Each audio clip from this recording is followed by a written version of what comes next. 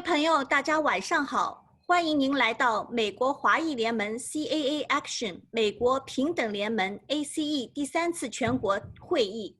我是华盛顿州西雅图的谢杰，是今晚会议的主持人。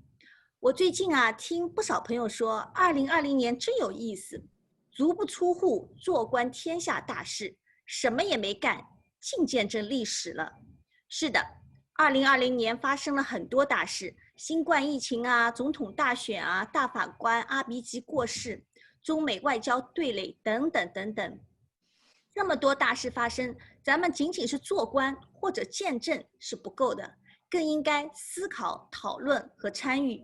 参加咱们美国华裔联盟和美国平等联盟的第3次全国会议，就是思考、讨论这些历史大事件的非常有效且有意义的一种形式。因为我们每周都会邀请嘉宾来给大家分享这方面的信息，而且还会在演讲后和听众朋友们互动，探讨和回答大家的问题。此外，我们 CAA 还在全美各地组织各种活动，如果您想加入我们，共同参与历史，也请关注我们发布的信息公号和我们的义工们联系。好了，废话不多说，让我给大家请出今天的演讲嘉宾。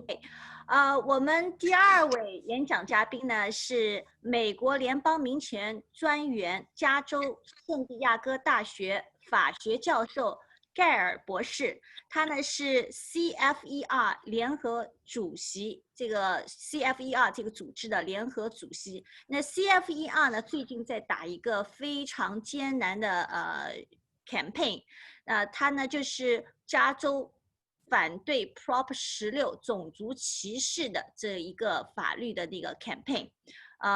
我们今天很高兴能够请他来给大家讲一下，到底这个 prop 16在加州进行的怎么样了，这是我们大家都非常关心的事情。So Dr. Dr. Gail Heriot is professor of law at University of California at San Diego and a member of the United States Commission on Civil Rights. Dr. Heriot was a key co-chair for the 1996 Proposition 209 campaign and co-authored the official rebuttal to argument against Prop 209. She is a principled scholar and a fierce defender of Prop 209, as well as the 1964 Civil Rights Act. She is now the co-chair of Californians for Equal Rights, CFER, a non-profit organization registered in the state of California with a mission to defend Proposition 209 and the principle of equal rights. Let's welcome Dr. Heriot to talk about Proposition 16 and what's going on and how the campaign is going in California. Hello. Hello. Dr. Heriot, welcome to the meeting. Thank you so much. Hold on here. Yeah, we can see you. Yeah, Can you see me? Can you hear me? Yeah, we can hear you. We can see you. We're good. Okay, I don't know if any of you has ever looked at the California Constitution, but I was looking at it just this morning. 40 years ago, when I was a freshly minted lawyer, I would have said that it was flawed. That's because since 1911, it has contained a provision for direct democracy. It gives individuals the power to originate legislative proposals, even constitutional amendments like Prop 209, and to put those proposals to a vote of the people. If adopted, a proposal becomes law, and that's quite a power.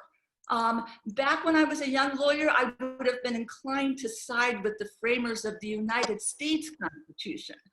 People like James Madison and Alexander Hamilton, they were actually a bit dubious about direct democracy. They believed in a republic where people elect supposedly wise representatives, and those representatives gather together at the Capitol. They learn from each other about the concerns in different parts of the state or different parts of the country. And finally, they make law. Now, to these men, Madison and Hamilton, the word democracy didn't have a good ring to it. It made them think of unruly mobs. They liked that word republic much better.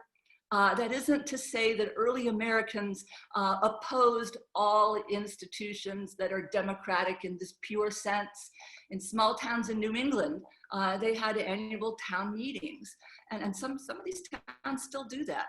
You know, my own grandmother, a farmer's wife, was a very shy woman who would go to these town meetings. She lived in Maine. She'd sit quietly until the issues of schools came up, and then she would be an absolute tiger.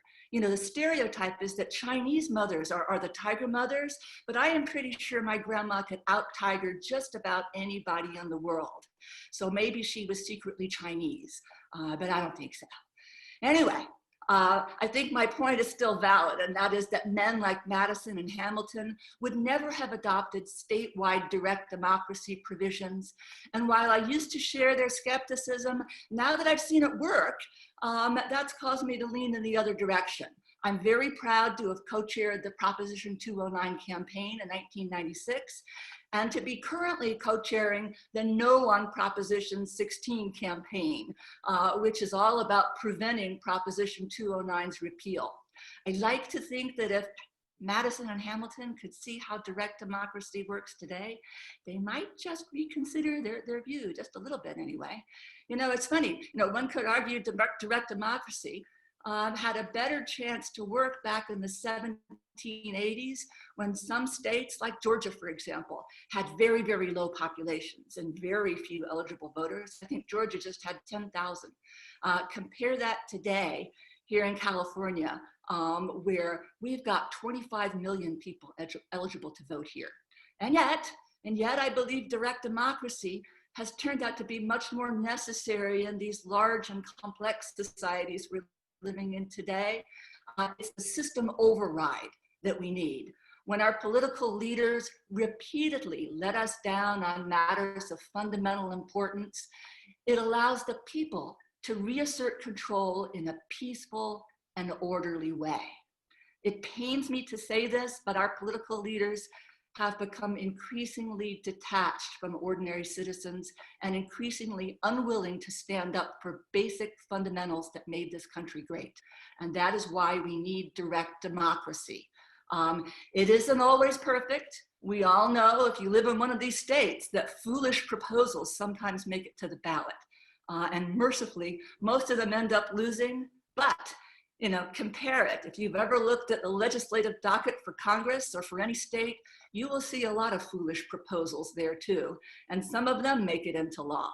In California, foolish would be a kind word for just about everything the legislature does these days. And alas, I really mean everything. Part of the problem is that today we have a huge class of professional politicians who don't know that much about the opinions and concerns of ordinary people. They might think they do. They would tell you that they see ordinary citizens all the time. But the truth is that most of what they see and hear is filtered through political organizations that have a particular agenda.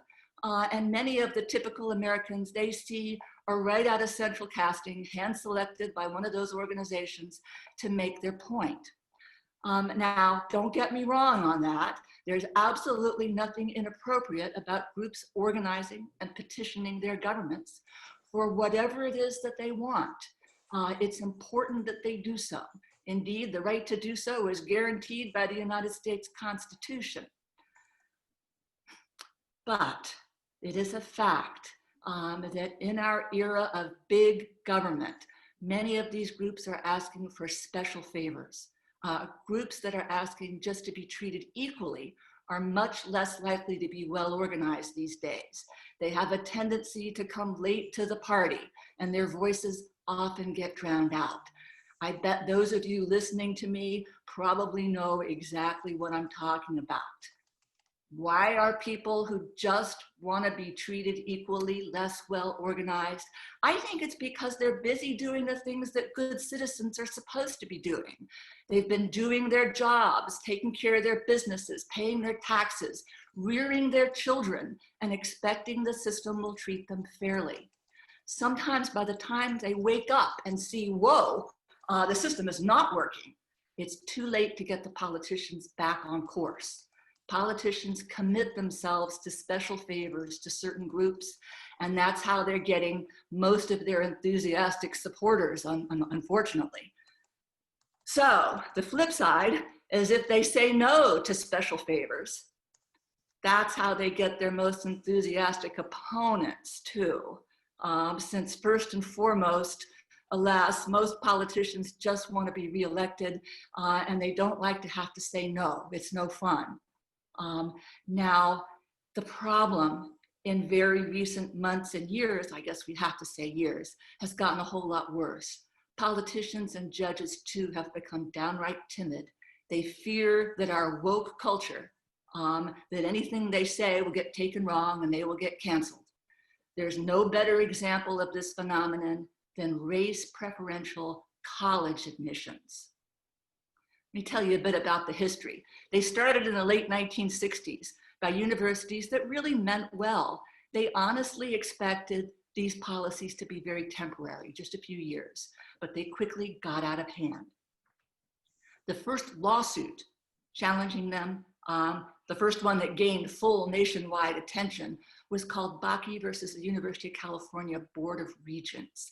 The case was brought by Alan Bakke, the son of a mailman, hardly a product of wealth or privilege. After serving in Vietnam as a medic, he had twice applied to medical school, but he was rejected essentially because he was white. The Supreme Court of California, to its everlasting credit, held this form of race discrimination to be just as illegal as any other. Writing for the majority was Justice Stanley Mosk, up to that point considered a liberal icon. In the court opinion, he warned of the risks associated with such temporary compromises with principle. The principle mattered to him. Race preferential admissions were, in his words, a dubious expediency. Justice Mosk understood something fundamental about race discrimination. Throughout history, the temptation to engage in it has almost always come packaged with a justification that many people found appealing at the time. But when the country succumbed to that temptation, it almost always has come to regret it. By 1976, when Mosk was doing this, we owed it to ourselves to be more skeptical. Hundreds of demonstrators gathered beneath Mosk's office window to denounce his decision. Thousands rallied elsewhere. Mosk would routinely find himself greeted by picketers and hecklers. But he was undaunted. He said, and I'm quoting here, "Judges in California cannot be intimidated. Lawsuits are won and lost in the courtrooms, not on the streets." You know, he probably would have laughed to hear that his insistence on colorblindness characterized as conservative. Before that, he'd always been accused of leaning too far to the left. But whatever his political persuasion, Justice Mosk had been a stalwart ally of the civil rights movement from its beginning. At the time when it was not yet fashionable to do so, he had quit fraternal organizations in protest over their refusal to admit Black members. As California Attorney General, he'd established the office's Civil Rights Division, and he banned the Professional Golfers Association from using state golf courses until such time as it agreed to admit African-American members. But while Mosk showed a willingness to follow principle, even when it was unpopular to do so, the United States Supreme Court crumbled under pressure when the Bakke case reached it in 1978. 4 justices essentially said discriminating in favor of minorities is just fine. They hadn't caught on to the fact that there's more than one minority in this country. 4 justices said it wasn't fine. And one, the man in the middle, the ever accommodating Justice Lewis Powell, alas, tried to please everyone. Powell had seen all the protesters, so he wrote a wishy-washy opinion that said Bakke himself should win his case, but left the door open to race preferential admissions for universities. And alas, that opened the floodgates. Somehow Powell became a civil rights hero for all of this. What's strange about it is that Powell's history showed that he was hardly the type to have earned the reputation as a civil rights hero. quite the opposite. Prior to becoming a judge, he was a Richmond, Virginia school board chairman. Right around the crucial years following Brown versus the Board of Education, Powell was in a position to take a leading role in dismantling Jim Crow, but like many mild-mannered, ever-accommodating types, not a bad guy, but he dragged his feet on school desegregation. Powell's opinion allowed race preferential admissions policies to become entrenched. Nevertheless, all during the 1980s, all during the 1990s, the polls were actually consistent. The public hated race preferences in admissions.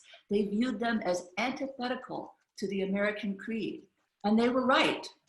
The only people who seemed to like them were what I would call, for want of a better word, entrenched elites. University presidents loved them because it gave them power.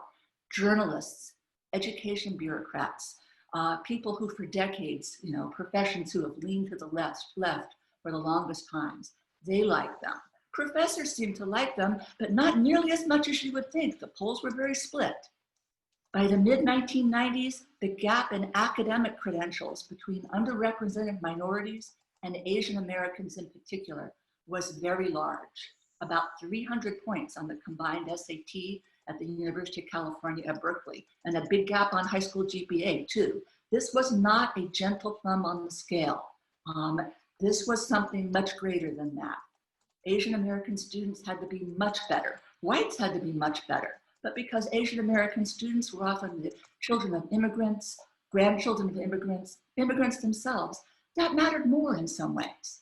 Lots of legislators, even Democrats, did indeed oppose race preferential admissions, but they feared criticism, so they didn't do anything about it. Two individuals did have the courage, friends of mine, an anthropologist named Glenn Custard and a philosopher named Tom Wood. They came up with the idea for Proposition 209 back in the 1990s. Its key provision amended the state constitution to read this way: the state shall not discriminate against or grant preferential treatment to any individual or group on the basis of race, sex, color, ethnicity, or national origin in the operation of public employment, public education, or public contracting. That's the key phrase. It wasn't easy to get it on the ballot back then, and frankly, it shouldn't be. Direct democracy is a supplement to our Republican form of government, not a substitute for it. When all else fails, we are lucky that the California Constitution and many other state constitutions provide this mechanism for putting the state back on track. Raising the money and gathering the signatures was hard. I tried to help. I guess I did help, but it was hard. And other people tried too. Other members of the same organization that Tom, Glenn, and I were members of, the National Association of Scholars. But we might not have been able to do it without the help of Ward Connerly, then a member of the University of California Board of Regents, who joined us in the fight, and he's back with us for Prop 16. He's our chair again. For Prop 209, it was Ward who got the endorsements of a few key officials and who knew how to raise money. And so in November, we won. It wasn't even that hard to convince the voters.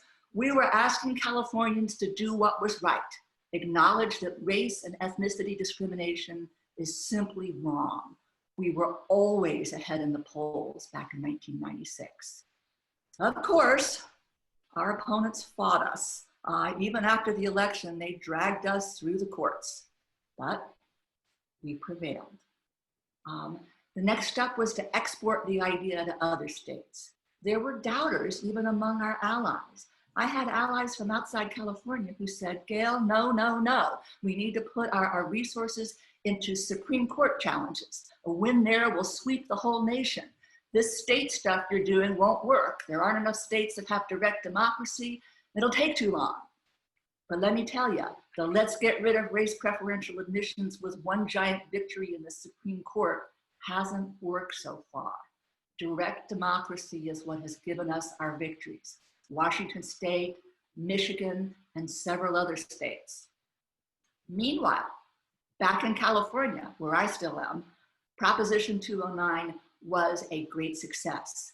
Duke University economist Peter Arcidiacono studied its effects after the election, and he found that underrepresented minority students increased their graduation rates as a result of Prop 209. It also increased grade point averages for underrepresented minority students and increased the number of underrepresented minority students who major in science or engineering. That's what happens when students attend schools where their entering academic credentials put them in the ballpark with the rest of the students. In addition, Prop 209 inspired Californians to improve education at the K-12 level for disadvantaged students. Here in San Diego, the University of California at San Diego founded the Proof School, which has had some good results. Nevertheless, the California legislature, dominated as it is by legislators on the far left, has been gunning for Proposition 209 for a long time now. The first time they tried to overturn it, they passed legislation that purported to interpret Proposition 209 to mean something that it obviously didn't mean. It got vetoed by Governor Brown, who basically admitted that this was silly. This would never work in the courts. The second effort was much more serious. In 2015, the California Senate tried to put in motion a repeal. But miracle of miracles, California's Asian American community, especially its Chinese Americans, came alive. The racial group that everybody used to say was the least politically active stood up and said no. The petition, their petition, quickly garnered over 100,000 signatures. Social media was alive, was protests from California Asian Americans. Citizens, Asian Americans and others visited their legislators, and eventually the legislature backed off. Was this just a flash in the pan? I think most of you know no. Just a few years later, everything moved to Washington State, where the legislature there purported to be repealing I-200, their version of 209. Heroes and heroines like Linda Wang forced it onto the ballot. And despite ghastly ballot language, Washingtonians still did the right thing. We pulled out a win, I-200 was saved.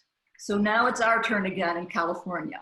And who would have thought that in the middle of the COVID-19 pandemic, the California legislators' priority would be repealing Prop 209.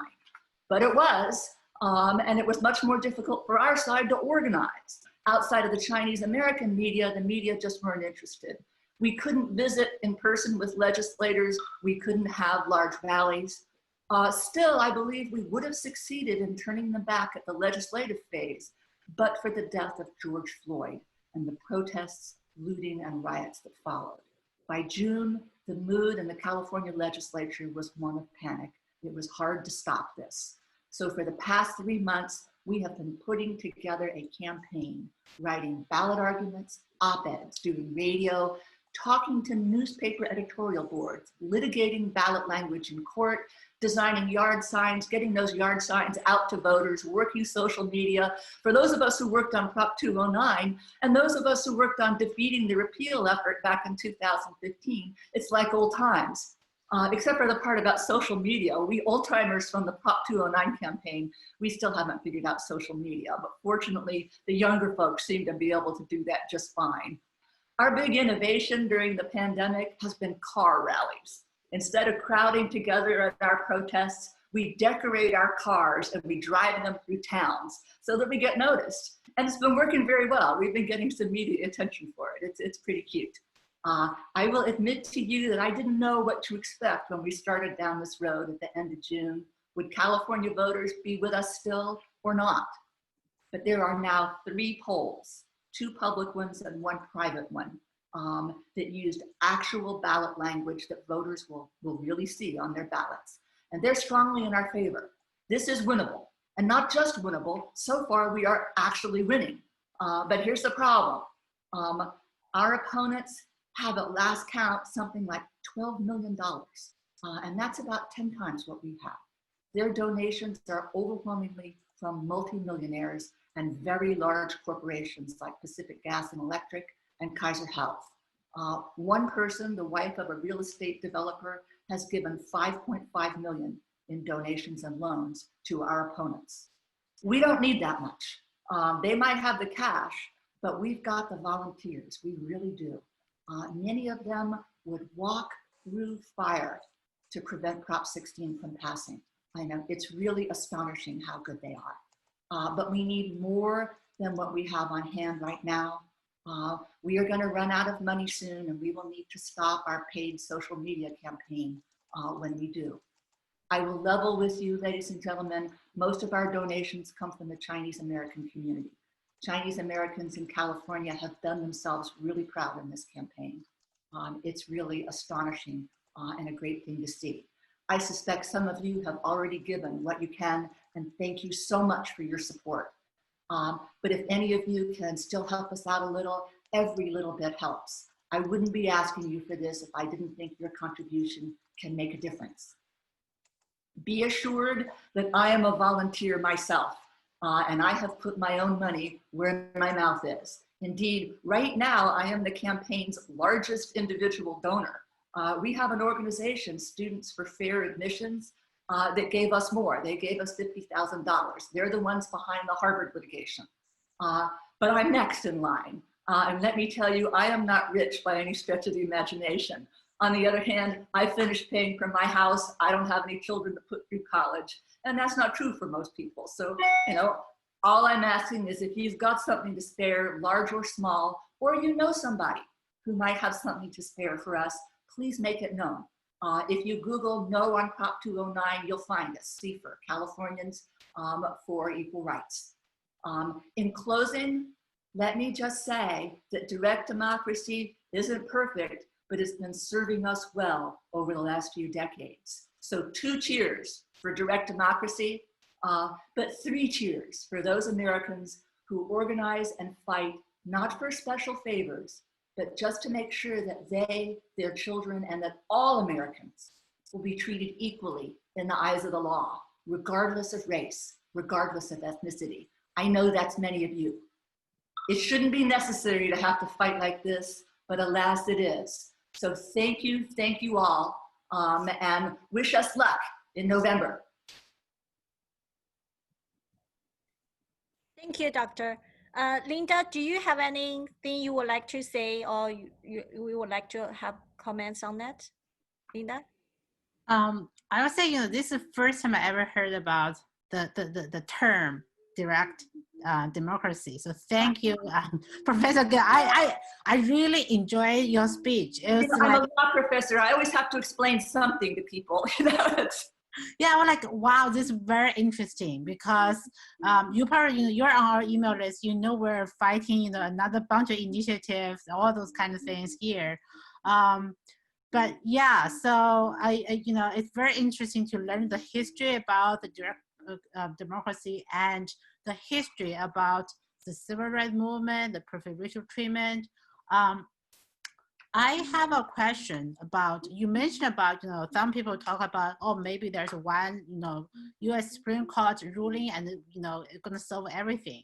I have a question about, you know, the Harvard lawsuit, because there's a perception about if we win the Harvard lawsuit, all the problems solved. I want to hear your opinion. No. First of all, it's going to be hard to win the Harvard lawsuit, but it's possible. You know, we've got good lawyers in there. We got a good case. We should win, but these judges are very timid. But even if we do win, and I think, you know, we got a very, very good chance, that won't solve the problem because all the colleges and universities are going to try very, very hard to get around it. And they will be partially successful. We are going to be spending a generation fighting this problem. And there's not going to be any complete absolute fix, but the Harvard case could be a giant step in the right direction. Winning here in California will be a big step too, because that will help send a message to judges. Right now, if you ask the average person in the street that knows, you know, about California politics, if they don't know a lot about this issue, they would assume that we're way behind in the polls. That's what they would assume, and it's not true. And we'll shock people if we can win this. And we will not only shock, you know, people who think they know California politics, those justices of the United States Supreme Court, they'll notice it too. And they will start to think, you know, maybe we have more support than we thought. You know, they've been wishy-washy dating back to the Bakke case. And, you know, that was 1978. I was in college then. So it was a long time ago. But every time this happens, we get the same thing. The Grutter and Gratz cases that reached the Supreme Court in 2003, you know, it looked like two cases, we won one and we lost one. We lost the important one. And we won the one that wasn't very important, the one that was easy to get around. So we then thought, like in 2013 in the Fisher cases against the University of Texas, we'll get them this time, but we didn't. We didn't. The judges got timid again. And that may happen in the Harvard case, but even if it doesn't, it will still take a lot of effort to make sure that the decision that they make is actually enforced. That will not be an easy task, but it'll be a different task from what we have now. So if I understand you correctly, because if we keep Prop 209 intact in California, that would be a state law that will strictly enforce the prohibition on preferential treatment. The Harvard lawsuit basically is a case law, but it's not, a mandate. It's more like, you know, if you bring that to the, you know, to challenge, you know, the court is going to look at the case law and say, okay, yeah, you violate that, but, you know, if it's written in the state law, it's enforceable, right? Well, if it's written in the state law, then you know, it's a lot clearer at that point. Prop 209 and I-200 in Washington State are very clearly written. There is actually a statute, Title VI, that forbids race discrimination by universities that are taking federal funding, but it was interpreted back years ago to mean something entirely different from what it was intended to mean. It was intended to be like Prop 209, like I-200, but in the Bakke case, the justices interpreted it in a different way. And that's how we got down this road where we are now, where discrimination is rampant at colleges and universities. But when a court makes a decision, everybody who can say, well, every university that can say, our admissions policy is a little different, therefore it's not governed by that case, it'll take a while. There will have to be more lawsuits. The court will have to, you know, to make it clearer. It usually takes quite a bit of time before something like that, that's complex the way admissions policies are. It'll take a while before these things iron out properly. And, you know, we got to win first, and then we've got to make sure that we do more than just win that one case. We got to make sure that other universities follow it, and that they recognize that their situation is not different from Harvard's, that it's just like Harvard's. So you being the co-chair of, you know, Prop 209, now you're co-chair of, you know, Prop 60. What do you see the difference, you know, the back then and now, you know, and what do you think is stay the same or remain the same? Well, it's interesting. On the one hand, our job is a little easier on the no side because there are always some California voters who will vote no on anything. You know, and I think that's the right thing to do. You know, when in doubt, vote no. So, you know, some people are just going to vote no, and that's a good thing. That's a good thing. On the other hand, one interesting thing is that back in 1996, Prop 209 was getting attention all over the world. We had, you know, TV cameras coming in from countries all over the world. And we were making the headlines. We're not getting as much attention this time. And that's probably a good thing for us. The problem here is there are a number of very well-funded initiatives. You know, as I told you, the Yes side has about $12 million, but that's peanuts compared to what the Uber and Lyft initiative has. And they are dominating the television. They have bid up the prices for television commercials. And so that means the $12 million isn't worth as much to the Yes side as it might otherwise be. So that helps us. And so we're not the center of attention. We're getting a fair amount of publicity now, but compared to 1996, it's small. And so that's good. That's good for us. Yeah, I have been watching the California campaign and compare that to the Washington campaign last year. I noticed actually, maybe, maybe there's old, Prop 209 folks there was like much bigger. You guys did a very good job, getting the, op-ed, got the opinion pieces, and so you actually get, quite a few, actually within California state, opinion pieces actually is no on, Prop 16. So I kudos to, you and the NAS folks. Well, let me tell you something. That comes from experience. Back in 1996, I met a lot of journalists. So there were a number of people that I could call. In fact, one of them I used to date now. So I could call him up and say, hey, and, that's helped, that if I were new to this, I wouldn't know any journalists anywhere in the country. But since I spent, a year of my life working on Prop 209, I made some friends, and I'm not the only one. Some of the other people, like Ward Connerly, has been working on these issues now for years. And, he's met a lot of journalists. So when this started getting traction in the legislature, we started calling the journalists that we knew were interested in the issue, and, the ones that we thought, would be kind to us. And indeed, since it's interesting, they were kind, So back to the campaign. So I know the campaigns, tight, on the money, so I know the people, calling in, they're from, actually across the United States. They're not only from California. So I guess, the message to everyone is please go back, talk to, people and who are interested in this, this topic, and, make a donation. It does not need to be, big amount, but, any amount helps. And we just, if we have more people donate, and that's, the California campaign is super, because we run the, the R8A campaign last year. We've been watching the California campaigns very, very closely. I really, I would say, if you guys win, I can have a good sleep for 5 years. that's really, but, I think, yeah, because the California race is very, very important. So I have a question about, we changed an email about the recent development about, Chris Rufo, about the critical race theory and President Trump's, executive order, because that's basically impact the federal and the federal contractors. Yeah, and that impact. That's really important. It's very exciting. I haven't had a chance to read the executive order yet, but what Christopher Rufo has done by bringing this to the Trump administration's attention is hugely important. People all over the country have been forced to attend these training sessions where everybody is simply told, you're a racist.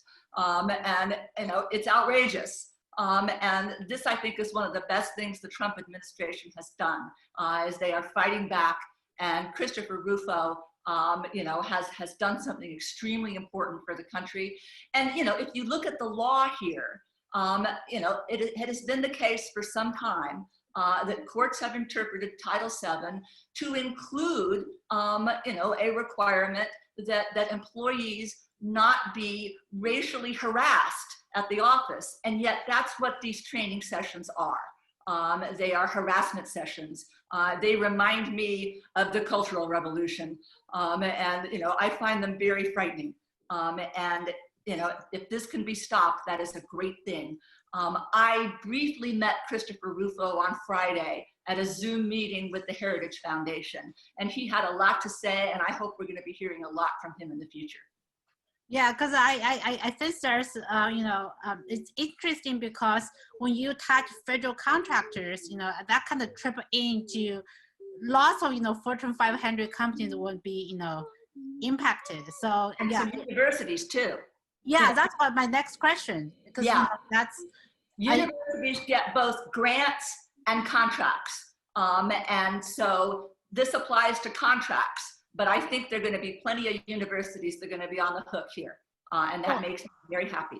Because you're a law professor, so how do you see that, trickle down and have impact? Because I think the way I look at, the many years brainwash is what, what we're facing right now is the result of many years brainwash. Yeah, our problem though is if Trump is not reelected, that executive order can be easily withdrawn. A president can withdraw an executive order at the drop of a hat. There's no requirement of long procedure. It's not like a notice and comment rule. And so, who knows what'll happen after the election? We'll have to wait and see. But, so far, this is a great thing. Do you think this is going to have an impact? This this whole new development will have an impact on the vote on Prop 16, when people go to vote? Because now it brings people's attention to the issue. Yeah, I think it might. So we'll have to see. I mean, I suppose we'll never know, but it seems natural to me that people who learn more about this will start thinking, Proposition 16 is all of a piece with this stuff, and I'm going to vote no. So let's hope so. Let's hope people hear about it, they learn about it, they understand it, and I think that will be a good thing generally. I just want to remind the audience, please take the chance because Dr. Heriot is here. And if you have any questions, please, you can just write on the chat and we can bring it to Dr. Heriot. I actually personally have a question. First, I want to share one of my friend's story with you. My friend, she immigrated to US not too long ago, maybe several years ago. She's a hairdresser. So she does not speak English at all. And basically her customers are all Chinese. So she does not need to. And then she bring her 2 daughters to US. Definitely her daughters did not speak English in China. So when they arrived in United States, they had to be in ESL. And I noticed multiple times when I went to her salon and her daughters has to stay with her after school because there's nowhere anyone else can take care of these 2 girls. So she had them with her. And when I talked to her, she told me she has no way to prepare her daughter's schoolwork because she does not know English. And even she received the emails from the school, there's a notice from school, she did not read it because she has she could not read, so she does not have the information. So last year when we fought against the Initiative 1000, I thought, how could we have the privilege? I did not see any privilege related to this lady and her daughters, because they have language barrier, cultural barrier. They kind of fighting with a living. So there's no way we can say Asian has a privilege, but the other side, I mean, yes, on Prop 16 side, yes, on I-1000 side, they thought Asian, especially Chinese, has a privilege. I'm kind of proud that Asian community, stand up and saying we're going to fight against that. We are actually fighting for the equal rights for all races, not just for Asian, but we were called rich new immigrants from China last year when we were fighting against I-1000. So lots of people ask us saying, except your Chinese community, is any other races, any other people from different races also, support you to say no to Prop 16, to I-1000? So I want to hear from you for this year. Did you get some idea from the other race groups such as African Americans, Latino, Hispanic Americans? How did they think about Prop 16? Do they have the same value? They will stand with us to fight against Prop 16. So we can tell these people, hey, it's not only us. It's not only you. I'm not Chinese. Ward Connerly is African American. Right. We've got, the thing is, what you can say is that Prop 16 is the no side is ahead in the polls. You wouldn't get that just with Chinese Americans. You couldn't possibly get that just with Chinese Americans. Most Californians are on our side here. And you know, the thing is, you got to look at people as individuals. It's true that the yes side is trying to say, oh, the no side is only Chinese Americans. But you know, they can't explain the poll. The polls, three of those polls show that most people are on our side. And I know people of every race. I don't know people of every ethnicity because there's so many ethnicities out there, but I know every significant sized ethnicity in California. There are people on our side. It is not just Chinese Americans. It is true that our donations come more from Chinese Americans than any other group. And you know, to me, that's a great sign because people used to always think of Chinese Americans as shying away from politics. And you know, during Prop 209, there were not that many Chinese Americans who were working with us. We had, let's see, we had a Japanese American and a Vietnamese American in the leadership group, but there was no Chinese American in the leadership group. But like by 2015, Chinese Americans recognized what was going on. And I think the Harvard litigation was very important in opening people's eyes so that they knew what was going on. And I think it is a great thing that Chinese Americans are much more likely to take a stand these days than they were in years past.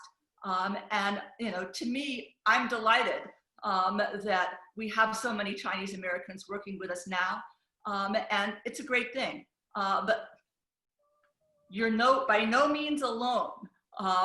You know, I name an ethnicity and I can probably come up with somebody who's on our side and has given something to the campaign. You know, we've got, you know, African Americans. We've got Leo Terrell, who's on Fox News a lot, is African American, and he is very strongly on our side, and he's been working hard to help. We've got a number of Latinos on our side. And I think we're going to win. It's just a question of whether or not we can get, you know, enough donations to where we have enough of a presence on social media to where people have a vague idea of what we're about. You know, what they are trying to do is say that somehow Donald Trump is behind all this. Donald Trump isn't behind this. It's just, we've never heard from him. You know, this is just silly. But they evidently have a focus group, and the members of the focus group must have said they'd be less likely to vote no. They'd be more likely to vote yes on 16 if they thought that Donald Trump was the opposition. Donald Trump isn't popular here in California, but like that has nothing to do with no on 16. You know, Californians for equal rights have nothing to do with any politician.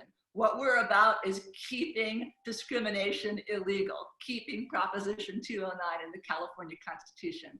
And with a little bit of luck and some support, we can do it. Yeah, I think, Doctor, you know, I would say it is American traditional values is behind, Exactly. you know, our fight against this Prop 16. You know, the American traditional values and really talk about the self-reliance, be competitive, right? Be independent, right? So, you know, my question for you is you mentioned that, you know, those people who are proposing this Prop 16, they're really asking the special favors, right? Yeah, exactly. And, you know, for those people who are asking the special favors, what they should have been doing to make their own life more successful? I saw some statistics recently about how many minutes a day high school students study. No one will be surprised to learn that on average, not everybody, it's just an average, but averages matter. Asian American students study twice as long as white students. should anybody be surprised that Asian American students do very well when they apply to college, given that they study more? Again, as a group, there are Asian Americans who don't study, and that's the way it is. But on average, they study more hours. No wonder, so many have high school GPAs that are stellar. African American students study much less than white students. If we want to solve these problems, if we want African American students to get into schools like the University of California at Berkeley, a wonderful school, then what we have to do is stop this notion of we'll give people preferential treatment, but rather make sure that they learn to study hard. There have to be some cultural changes here. It should come as no surprise. Asian American families are more likely to be intact. They're more likely to make sure that their children are studying. And as a result, they get good results. And to think that we can fix that with preferential treatment for other groups is just silly. The way to fix it is to make it possible for students to study more, to show them how that pays off, and not tell students that it's all about racism. It's not. It's all about studying. So, Doctor, I can hear what you said is basically, to get a better life for the younger student, for the adult, for the, whoever want to get rich or get still again, the better life, you have to work hard. For the student, they have to work hard in the elementary school, middle school, and high school, and then in college. For you and I, you're the professor. If you don't work hard, probably you won't be as successful as you are right now, right? And for the people like, the CEO of the Amazon, right? If he didn't work hard back to 20 years ago, even though he had so many debt, right? I mean, if he didn't work hard, he won't have today as he has right now, right? Exactly. Sometimes people are unlucky. Sometimes people are lucky, but the basic rule in the world is that people that work hard are more successful. And everyone's children we all need to teach our children that. Yes, I fully agree with you that really, there are no shortcut to get a better life.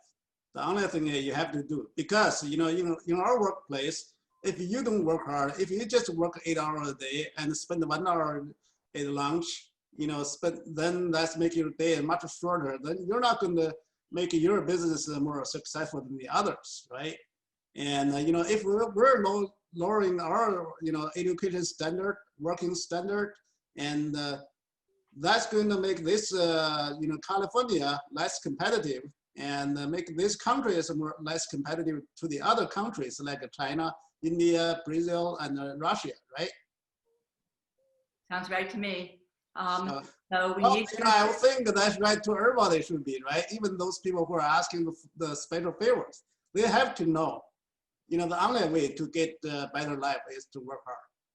Yeah, something I actually did hear, I went to a debate back during the Prop 209 campaign back in 1996, and somebody really did get up and say, but it's not fair, Asian students study too much. And I laughed in his face. People who study are going to do well, and it doesn't matter what race they are. What matters is working hard tends to pay off. Well, I mean, it's just not students who work hard. I would think, that's just a fashion of the life. I mean, if you work hard when you're a student, you can work hard in your future workplace. That's going to make you more competitive in the job market, in the commercial market, right? Yeah, it's funny because I've had students that have come to me after they graduated, and they were hardworking students, and they come to me and they say, Professor Heriot, we worked hard in law school and we thought that once we got out, it wouldn't be as hard. It's just as hard. Yes, it is. Absolutely. That's a part of the life. That's what the Bible says, right? I mean, you have to work. It's actually a good part of life, to work hard and to have successes from it. That's a wonderful thing. Yes, absolutely. You work hard and you get a better reward on your life, right? Then you have a more happier life. And that's just like a snowball, right? You're getting bigger, getting richer and richer, right? Getting better and better life, right? Yeah, well, we also want to help all students to succeed. We need to, teach people that they have to work hard. And, that's a lot of what teachers do, is they're supposed to show to students, this is how hard you have to work to be a success. That's part of what I should be teaching law students, and what kindergarten teachers should be teaching kindergarten students. So it's all up and down. Yeah, absolutely. I think I would say those people who are asking the special favor, they're really in the wrong path of the life, right? They just want to get a shortcut. They don't want to work hard. They want to say, I want to steal the money from the CEO of the Amazon or Microsoft, right? They don't want to do it. Or whatever. Anyway, just wish us luck on the campaign. Yes. Yeah, we'll work together. I mean, I think we have a commercial run almost, every publications, and we try to, make more people aware of this Prop 16. Hopefully, I mean, I think I saw the polls, and we have a good chance to win, right? So yeah. So Professor Gail, I have a question. Sure. So the last year I have this observation. I think the proponent of Prop 16 and last year the proponent of RED, they're all like big institutions. They're like they're well, in California case, you also have the millionaires.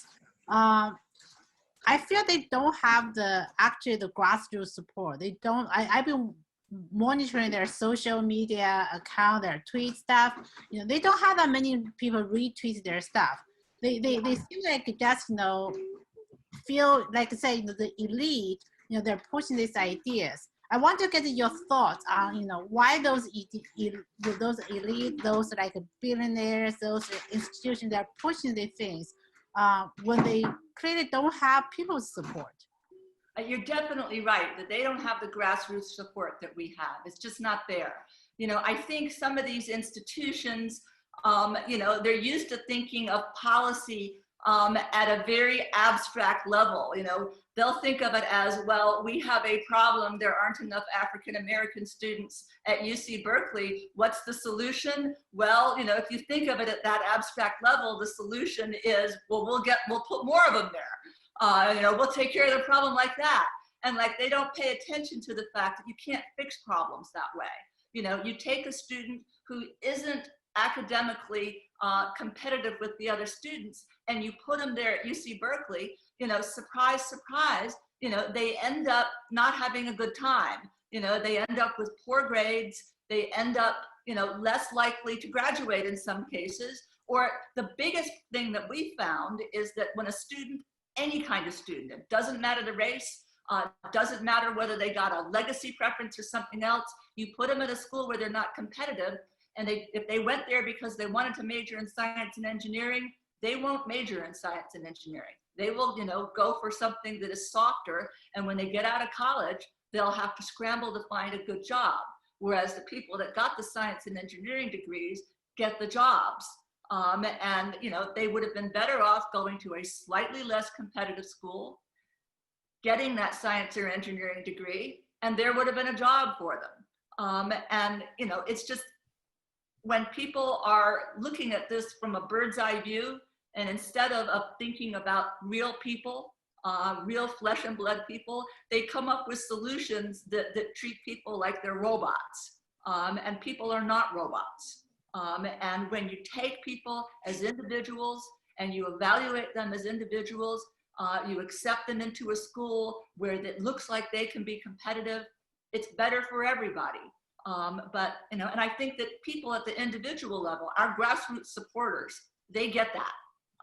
They get that. They know that they are individuals. They know that everybody they deal with is an individual. But, some of these millionaires, it's like, moving chess pieces on a chessboard. Dr. Heriot, I kind of worry about the campaign before your presentation. With your presentation, I feel much more confident, but I still have this kind of doubt because the social environment in 2020 is different with 1996, and even with 2015. So there's the Black Lives Matter campaign, you know, there's a critical race theory, although the President Trump already gave the executive order, but still there are some of the place, they still try to push the critical race theory. So I mean, the voters in California, they want to, you know, some of the voters saying, I want to support Black Lives Matter. Were they at the same time saying, yes, I will support Proposition 16 because they will do good to the Black, you know, people, African Americans. So do you think these kind of social environment factors will affect your campaign? Yeah, it's really an interesting question because, as I said, before we saw the polls, I was kind of thinking along the same lines as you, like this may be very different, you know, because it does feel different this year than it did in the past.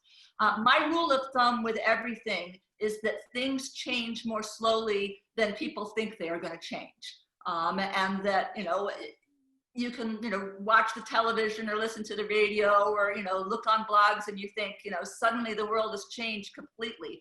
But usually it hasn't changed as much as you think. You know, when you're seeing is always just the tip of an iceberg, and what's below is usually not that different from what was there before.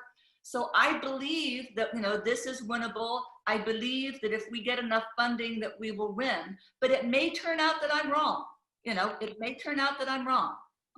And so, you know, I'm going full speed ahead, figuring that the polls are correct because polls are usually correct. And if it turns out to be wrong, then it won't be because I didn't try. I see. How about the future? Because I feel like the other side, they will not stop. Like in Washington State, the other side who, you know, supports the I-1000, they started to do the things again. They want to submit the similar initiative to the Secretary of State. They try to bring it again. So in the future, if the social environment kind of leans to the left more, do you think it's harder for us to support like Proposition 209 to maintain this law for equal rights for all? You know, I am concerned that we need some strategic thinking on our side of this issue. And one of the things that I was doing before Prop 16 came up was I had been working with a number of other people to try to create a new organization that was going to try to be good at strategic thinking, figuring out just which lawsuits to bring, just what sort of you know, amendments to statutes that we could, you know, try to push through, you know, various sorts of things. And I think we still need a lot of that. I think that, you know, we cannot count on just winning and that being the end of the story. And I think that if you look really carefully at the history of the civil rights movement and the legislation that Congress has passed, Supreme Court decisions, you can see that there are certain turning points.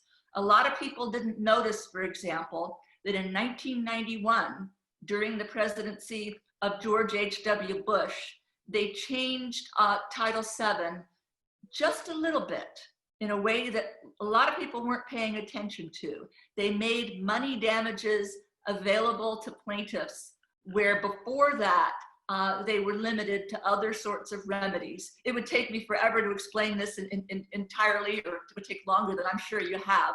But there was a little change to the law that I think actually had a big effect.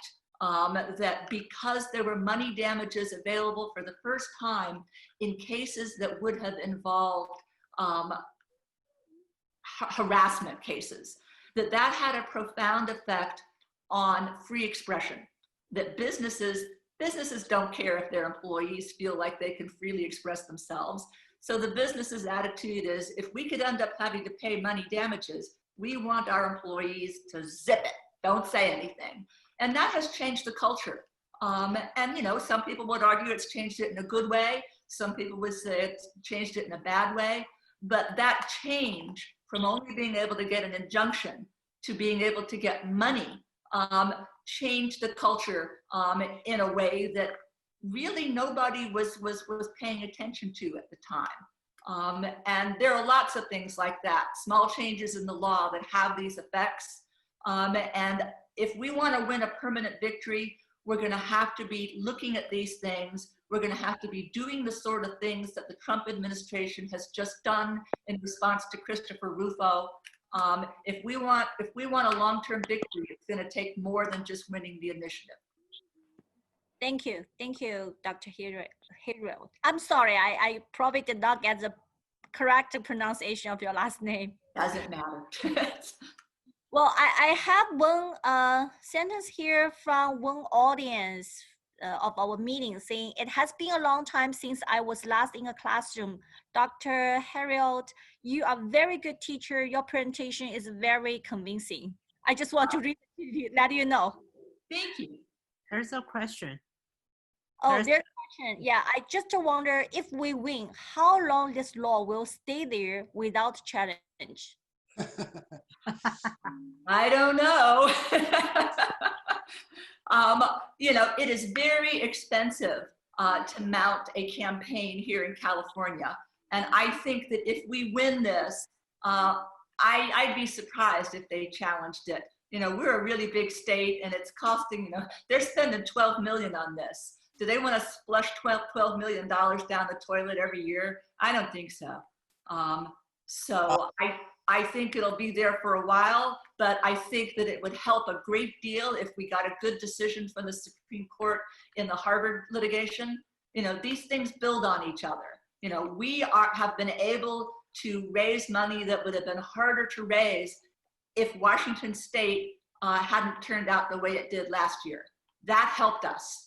And if we win here, that's going to help, you know, the next battle. And it'll help the Supreme Court decision if this case gets to if Harvard gets to the Supreme Court and we win, that'll help yet again. So it's hard to predict right now how long these things will last, but the more victories we get, the more victories we'll get. It works like that. Right. Yeah, I would think, you know, this, yes, if we win this time, you know, but I would think the other side, they're not going to give up. They probably will, you know, they will change the thing a little bit. They come back in another way. You know, I can see just like Xie just said, right? I mean, you know, last year they win the Washington State. There's an I-1000, is that right? So now they're coming back in another forum and they want to do this again. And you know, this country, the Democrat, the other part of this equation, they're fighting for the socialism. And this is, you know, Prop 16 is really part of the socialism ideology. So, you know, a lot of us, we come from China, we immigrate from China. We all know that how that happens. We know we were in that part of the socialism, you know, 30 years ago. And this kind of ideology already given up by the China, you know, for the past 30 years. So I would think, you know, we just have to keep fighting. It's a tug of war, right? So tug of war. I mean, they're going to fight, we're going to fight. We're not going to stop too, so. Yeah, what's interesting though, the politics of this, you know, the Democratic Party doesn't want to be in a position where all Chinese Americans are voting Republican. And, you know, if they think that pushing this issue too much is going to alienate voters, you know, they'll back off a bit. So, you know, everything is related to everything on this issue. And, you know, we have the potential to make real progress here, but we're not going to have a knockdown, absolute, this is the end of the story victory anytime soon, but we will make progress. You know, I think we're going to make progress. Yeah, so Professor Gail, you mentioned that you actually want to play offense rather than play defense. I think we are completely on board with this concept. You know, last year we won the R88, and we know was not end. You know, the thing gonna come back, and so this year we have been busy, you know, doing elections, doing all those kind of things. But yeah, when you guys are down in California, when you have time, you know, would like to sit down, maybe have a Zoom meeting with you and talk about the next, because we really have to put on the offense, not play the defense. It's tiring to play the defense. No, it's you know. Yeah, we want to go forward here. Yes, and I think you're right. It's we are in Washington. We only look at the Washington scenario. But I think nationally, if we really would create a movement, and say there's a push, push back. I think maybe they're gonna rethink about those things, and I think. In Washington, because our age, I would say there's a lot of people turning to be conservative. We actually had a joke the other day because this year we had to support a Democrat candidate because he's moderate and his opponent was a far left. And while we're trying to recruit people to support him, people like, Democrat, no, they didn't even want to listen to our story. So yeah, that's how far being pushed toward. So I think things are changing, but I think, like I said, the politics and the policy relate with those those ideologies, the push, they all interrelated. If we are stronger, from political, the sense of say from like organizing voters and voting, for the ideas, we support. I think that's actually going to create some resistance and going to create some doubt on those people pushing. My view is, I really don't think the people pushing for all those racial preferences, they don't care about Asians. I really feel they don't care about Asians. Asians was not in their, it was like, I don't know, they don't care about, and for the agents who support those ideas, they thought they just get the crumbles of the thing and they were happy about that. But I think now Asians are a much bigger population. They should have its own identity and should look at what's in their best interest. And that's why you see the Chinese, and there's some other Asian communities are standing up and opposing it. But I think as we our voice getting louder and will create a resistance as a voting bloc, things could change. So yeah, after our Prop 16 in California, let's talk about how we can put on the fight, in California, in Washington, and maybe nationally, because I really hate to play defense. It's tiring. Okay, we're going to be on offense soon. So I mean, one thing probably in California the folks need to do is make sure in the state assembly you need to have more people, who more value of the American traditional values, because you can see this year the folks proposing the Prop 16, they all come from Democrat side. So we need a more Republican on the California State Assembly. Yeah, there sure aren't many there. It's really quite pathetic. Yeah, I think it's really a good idea. We need to tie this Prop 16 to this election, so make it a Democrat liabilities, right? And like the legislature here has been doing some very odd things. Like they passed a bill that establishes a task force to study slave reparations. But California was never a slave state. California fought on the Union side in the Civil War. So it seems like a very odd place to start slave reparations. But like I don't think the governor has signed the bill yet, but it passed both the Senate and the Assembly. Yeah, that's why we need a more Republican on the State Assembly. Yeah, if they don't even have a third there, they can't even block legislation that. Well, we need to have more and more. I mean, gradually, because California used to be a Republican state. Because you got the Republican governors, right, a few years ago. Even he's a moderate, but that's still, to me, everything is still doable. As soon as we work hard. And this is why we have this meeting here.